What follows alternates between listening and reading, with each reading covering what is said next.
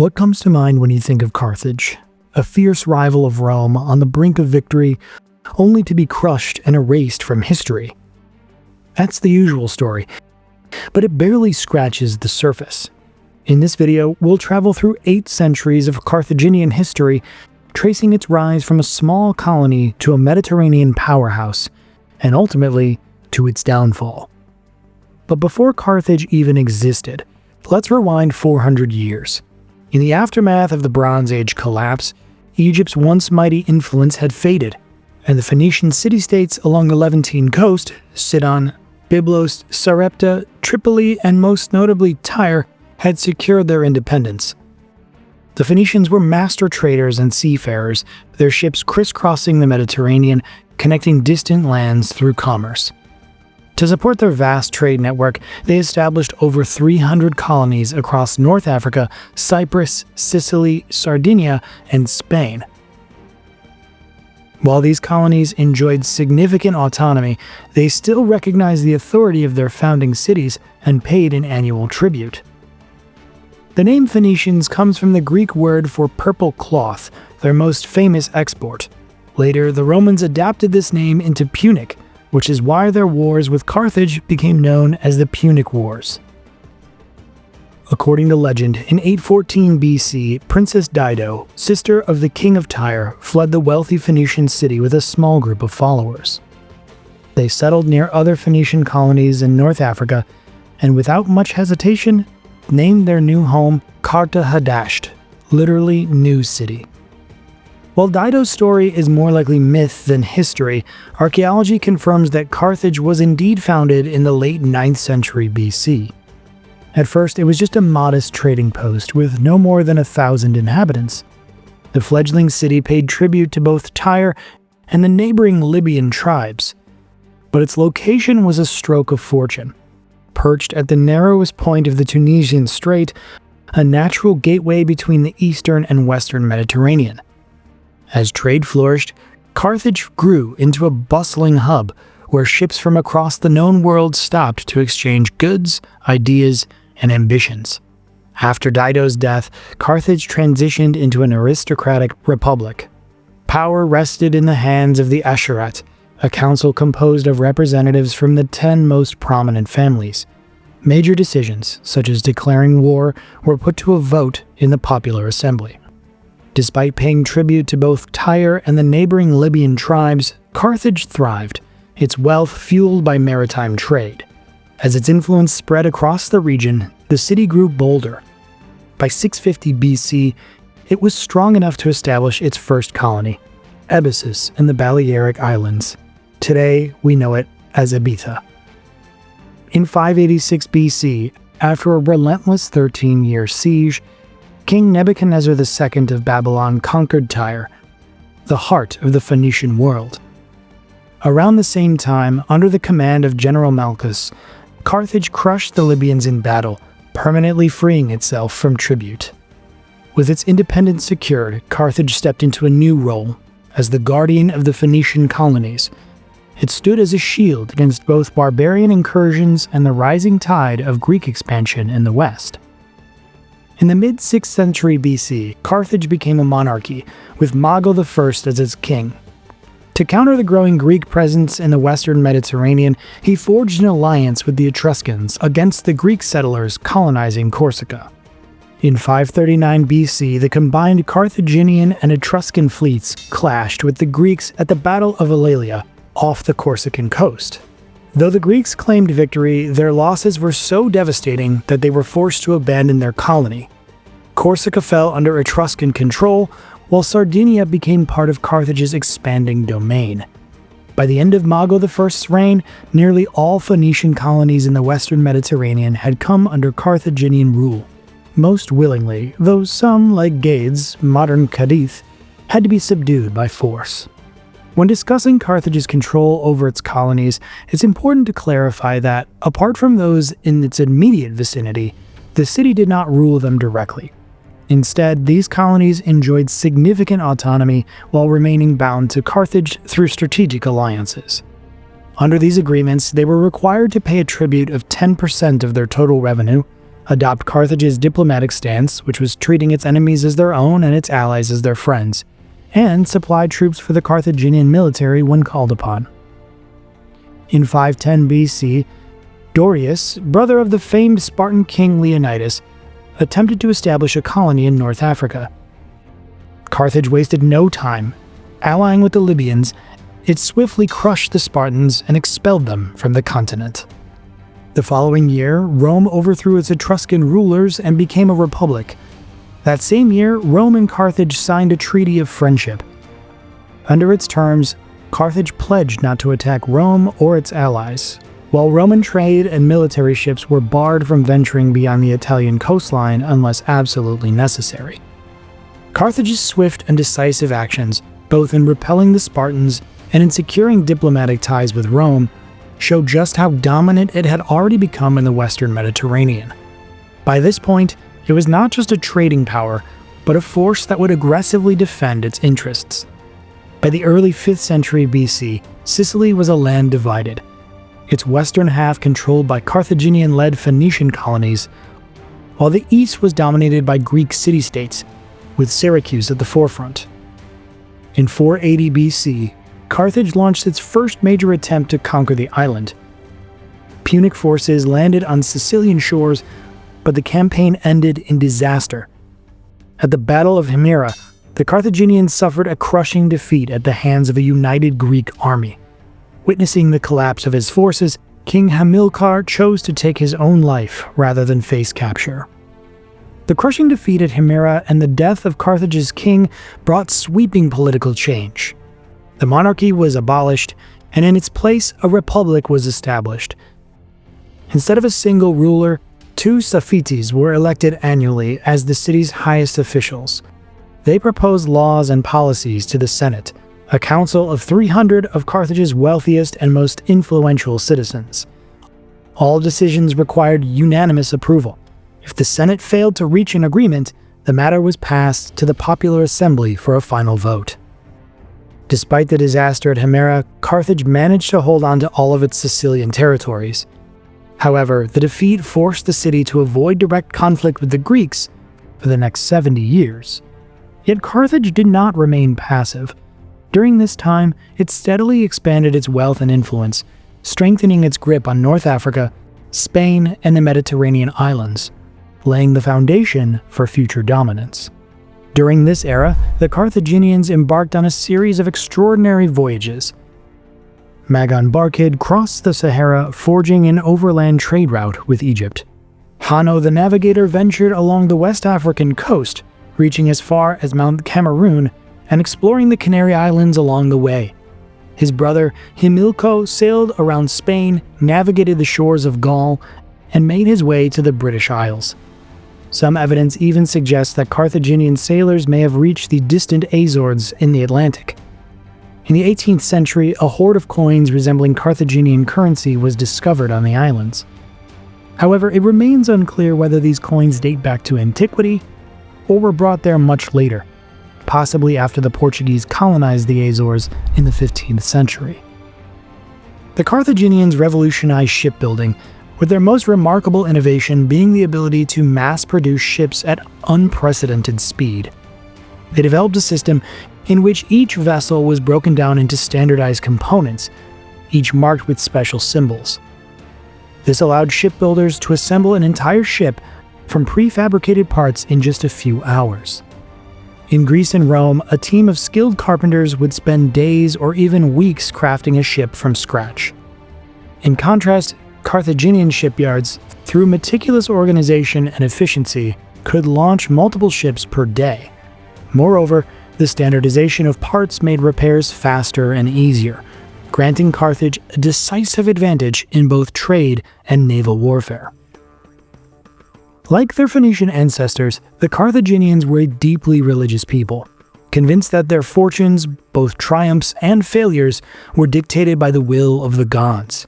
To them, Carthage's fate was merely a thread in a grand divine design. Their pantheon was rooted in Phoenician tradition, but over time, it evolved under the influence of neighboring civilizations, reflecting the city's vast cultural connections. Carthage's supreme deity was Baal Haman, the god of fertility, power, and fire. He was often depicted holding a scepter, the mark of a ruler, with a sacred bull standing beside him, an enduring symbol of strength and prosperity. His consort, Tanit, was the city's principal goddess and divine protector.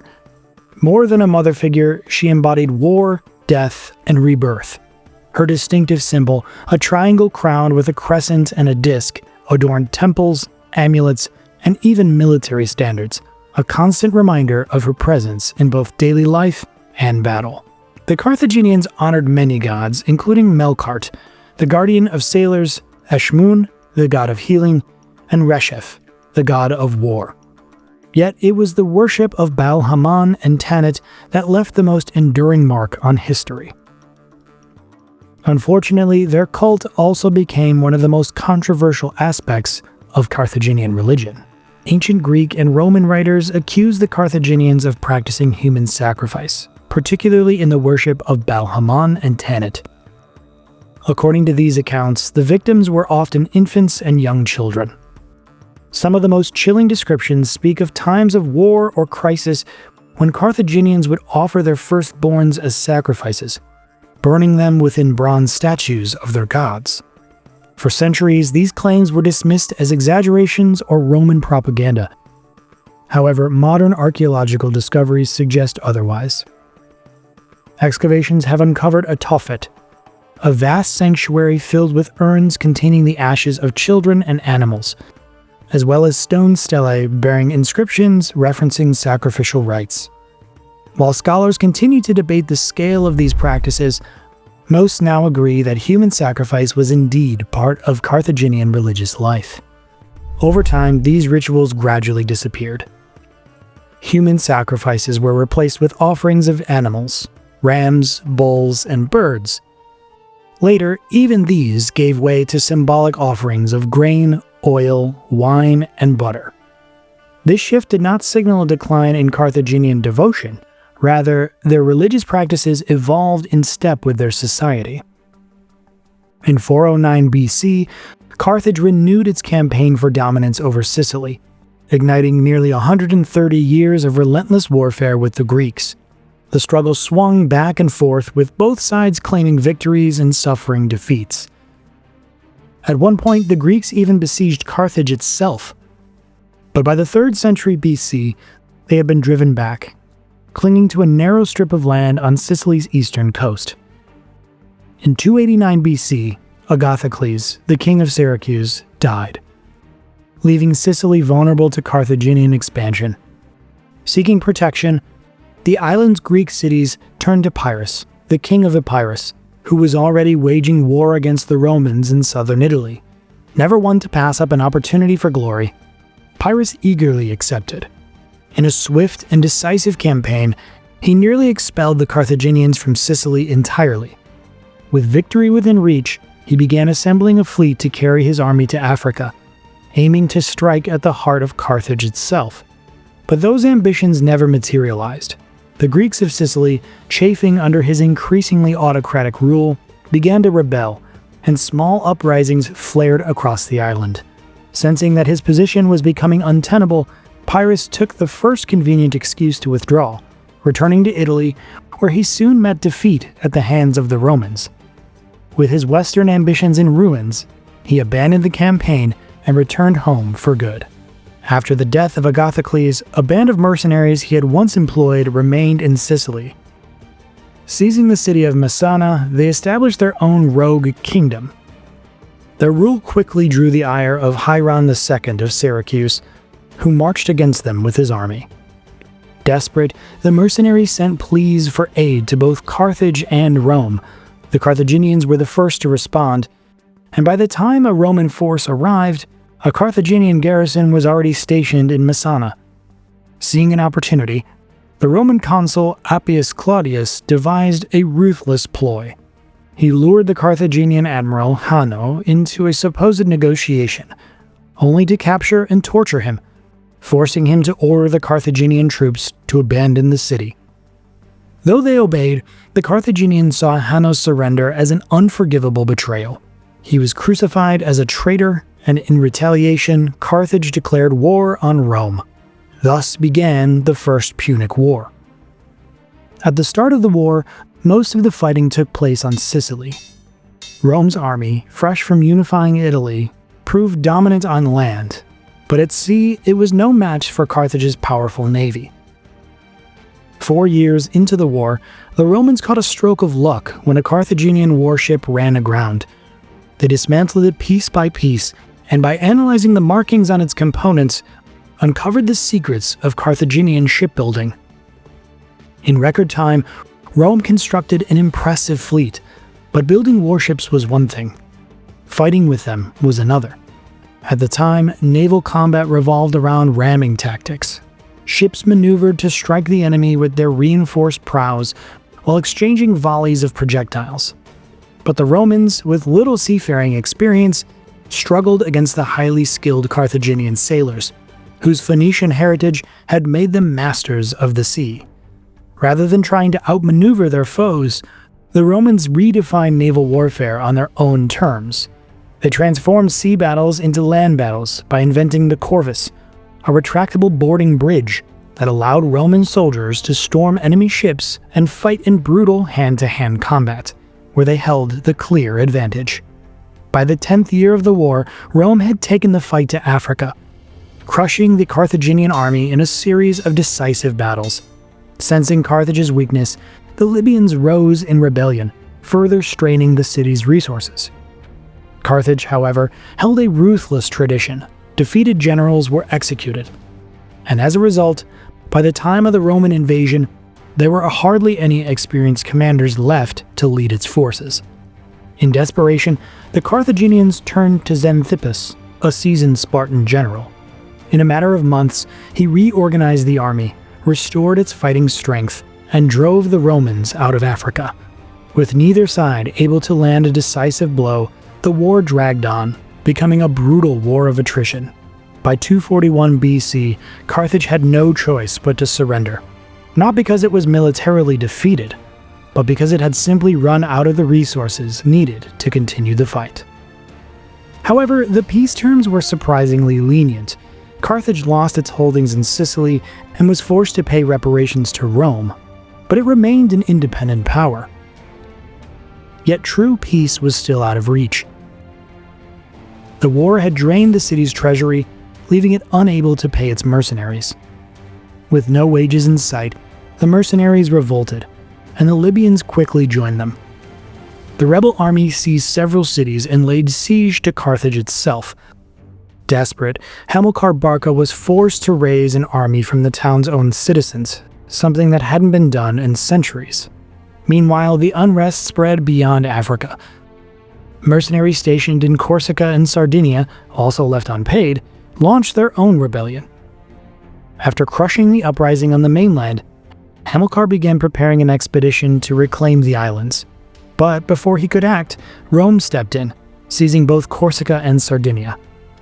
Unable to challenge Rome, Carthage had no choice but to surrender the territories, seething with resentment. The brutal conflict had been known as the Mercenary War, or the War of Inexpiable Hatred, a name earned by the sheer cruelty displayed on both sides. Even by ancient standards, the atrocities committed were unprecedented.